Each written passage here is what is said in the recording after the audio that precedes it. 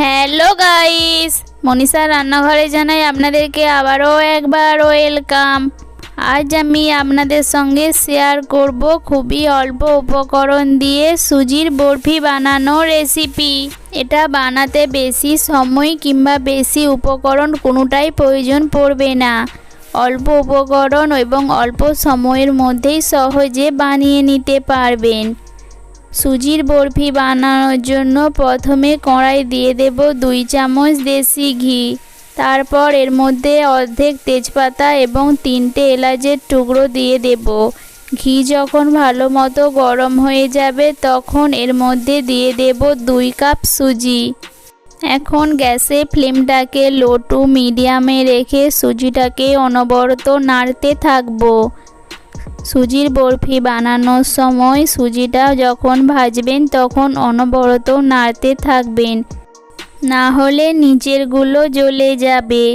সুজির যখন কালার এইরকম চেঞ্জ হয়ে আসবে তখন এর মধ্যে যে একটা তেজপাতা অ্যাড করেছিলাম সেটাকে তুলে ফেলে দেব। যখন দেখবেন সুজির কালারটা এইরকম তৈরি হয়ে গেছে এবং সুজিটাও পারফেক্ট ঝরঝরে তৈরি হয়েছে, তখন এর মধ্যে অ্যাড করে দেব 2 কাপ দুধ। প্রথমে দুধটাকে দিয়ে ভালোভাবে সুজির সঙ্গে মিক্স করে দেব। এই সময় গ্যাসের ফ্লেমটাকে একদম লোতে করে দেবেন। আপনারা যদি সুজির আর কোনো রেসিপি দেখতে চান অতি অবশ্যই আমাকে কমেন্ট করে জানাবেন। দুধ ভালো মতোভাবে সুজির সঙ্গে মিক্স করে নেওয়ার পর এর মধ্যে অ্যাড করে দেব 3 কাপ গরম জল। আপনারা শুধু দুধ কিংবা শুধু জল দিয়েও বানাতে পারেন। আমি এখানে 2 কাপ দুধ এবং 3 কাপ গরম জল ব্যবহার করেছিলাম। দুধ এবং জল সুজির সঙ্গে ভালোভাবে মিশিয়ে নেওয়ার পর এর মধ্যে অ্যাড করে দেব 1 কাপের চেয়ে একটু কম চিনি। আপনারা যদি সুজির মধ্যে মিষ্টির পরিমাণটা পারফেক্ট রাখতে চান তাহলে যত কাপ সুজি ঠিক তত কাপ চিনি ব্যবহার করবেন। তারপর দিয়ে দেব খুবই অল্প করে লবণ ও 1 মুঠো নারকেল কোড়া। সব কিছু আবারও ভালোভাবে মিক্স করে দেব। মিষ্টির রেসিপিতে যদি অল্প করে লবণ ব্যবহার করেন তাহলে মিষ্টির ব্যালেন্সটা ঠিক থাকে। শেষে অল্প করে ঘি দিয়ে আবারও 1 মিনিট ধরে সব কিছু ভালোভাবে মিক্স করে দেব। আপনাদের কাছে যদি শুকনো নারকেল কোড়া থাকে আপনারা তাও ব্যবহার করতে পারেন। যখন দেখবেন কোড়ার গায়ে আর সুজিটা লেগে যাচ্ছে না তখন বুঝবেন সুজিটা একদম পারফেক্টভাবে তৈরি হয়ে গেছে। এখন গ্যাসের ফ্লেমটা অফ করে দিয়ে এটাকে ভালোভাবে সেট করে নেওয়ার জন্য একটা পাত্রের ওপর তুলে নেব।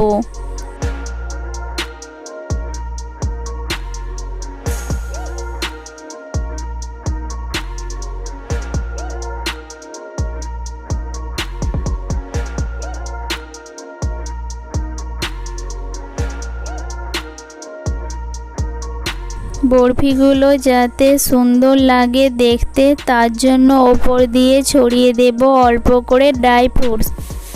আপনারা এখানে কাজু কিশমিশও ব্যবহার করতে পারেন।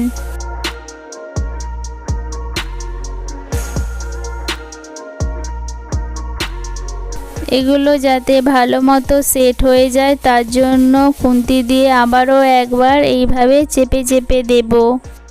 আর এটাকে ঠান্ডা হওয়ার জন্য কিছুক্ষণ রেখে দেব। এটা যখন পিস করবেন তখন এটাকে অতি অবশ্যই ঠান্ডা করে কাটবেন, না হলে পিসগুলো একদম পারফেক্ট তৈরি হবে না। যখন এটা ঠান্ডা হয়ে যাবে তখন একটা চাকুর সাহায্যে এইভাবে পিস করে নেব।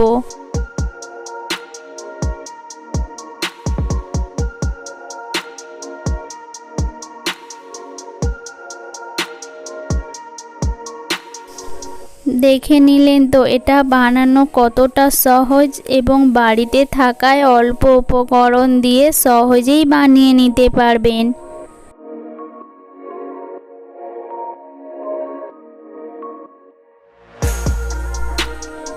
আর দেখুন এটা কত সহজে উঠে আসবে।